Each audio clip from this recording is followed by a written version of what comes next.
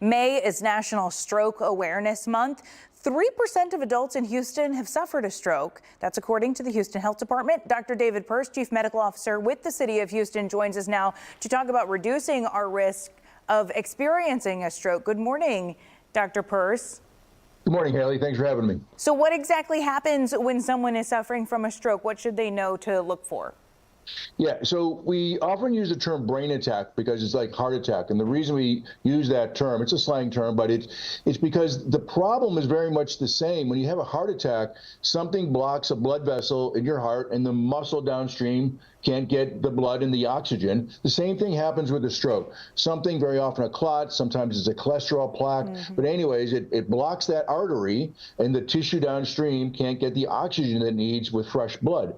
And so the first thing that happens is that tissue begins to dysfunction. So part of your brain doesn't function right as the tissue becomes starved from the oxygen, and then it just stops working altogether. And so this is where we see the stroke symptoms that people have. And remember, once that tissue is dead, there's no bringing it back. And sometimes if it's a big enough stroke, it can not only cause a long-term permanent disability, it can also cause death. So these are really important things to be looking out for. And why is it so important to be looking for these symptoms? I mean, don't you have a certain window that you have to take medication in? Yeah, absolutely. And here's the thing is that, when I first started practice, it was tragic because someone would have a stroke and there was nothing we could do to slow down or reverse the stroke. And we can manage their blood pressure, give them oxygen, maybe manage their sugar level a little bit. But for the actual problem, the blockage of the artery, there was nothing that we could do. Well, now, since the early 1990s, and ever since I'm refining this, there are things that we can do to treat an acute stroke and actually reverse it. And they include certain medications that can dissolve the clot. And now there are techniques where in the hospital, we can actually go up into that artery, get the clot, and pull it out. But here it is. It's a race against time because this will only work in a few short hours because once that brain tissue is dead, there's no bringing it back. And so once you start having the signs and symptoms of a stroke, you need to call 911 right away, get to the hospital. Yeah. We actually have a mobile stroke ambulance in Houston. That's another story we can talk about sometime. But it's a race against time. Yeah, I love that mobile stroke unit, too. It's one of my favorite things that we have here in the city. But yeah, just having a few hours, I mean, sometimes it sounds like a few hours would be a long time, but so many people sit around second-guessing themselves. They might have to call a relative to take them somewhere. I mean, there's so much time that is sometimes wasted when you could just be getting help by calling 911. Yeah, it's tragically, it's very common, and I understand if I were, or perhaps someday when I have my stroke, I'm not going to want to admit that I'm having a stroke. when my arm starts not working right, I'm going to think, oh, it'll come back. That'd be a normal thing. But no, you need to recognize it might be a stroke, and even if you're wrong and it does come back, you just slept out. Who cares? Call 911, get treated, because if it is a stroke, we can reverse it. Now, we need to know, what do you look for in terms of the signs of a stroke? And so there's an acronym we use called BFAST. And first thing is, if you start having trouble with your balance and you have trouble walking, that could be a stroke.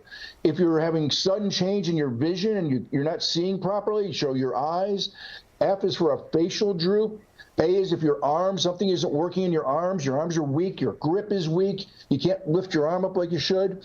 And then speech, if you're slurring your words, or you can't think of the word that you want to say. And then T is time. So if you have any of those symptoms, you're in a race against time, and call 911. We'll get you to somebody, or we'll get somebody to you. But boy, we got to work hard to get that stroke reversed if we can. Yeah, good job breaking down BFAST and reminding us what that acronym stands for. What puts somebody at higher risk for a stroke? Is it age? Is it gender? Is it your lifestyle?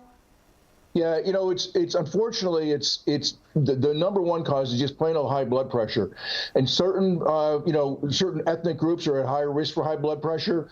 But it's treatable. So high blood pressure is treatable, but you got to go to your doctor, and if you need medication, you need to get on it, and you need to stay on it. But there are other things that we can do, like just plain old exercise. And I'm not talking about complicated exercise. I'm talking something just as simple as walking. If you get out and you walk an hour and a half a day, that's a great improvement. And the more active your exercise is, if you join a gym and you get into an aerobics or Pilates or pickleball, whatever it is, just get your body moving. That will help lower your blood pressure. And here's the other thing. It really also helps control your sugar levels, because diabetes is another risk factor, because the sugar damages the lining of your arteries, which then sets you up for a heart attack and stroke. And it also keeps your weight down, and obesity is yet another risk factor. So these are all things that you do have some control over, but you got to take charge and you got to go do it. Are those things higher in Houston too? Is that why Houston has a high rate of strokes as well? Yeah, we do have a higher rate of obesity and high blood pressure and diabetes in Houston.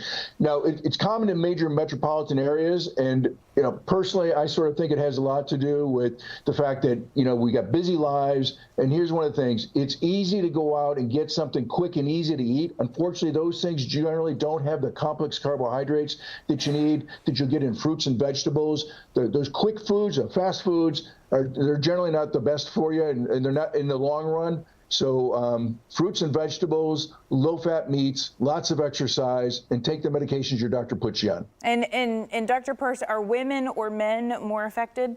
Is one of them more affected than the other? Yeah, so it kind of depends.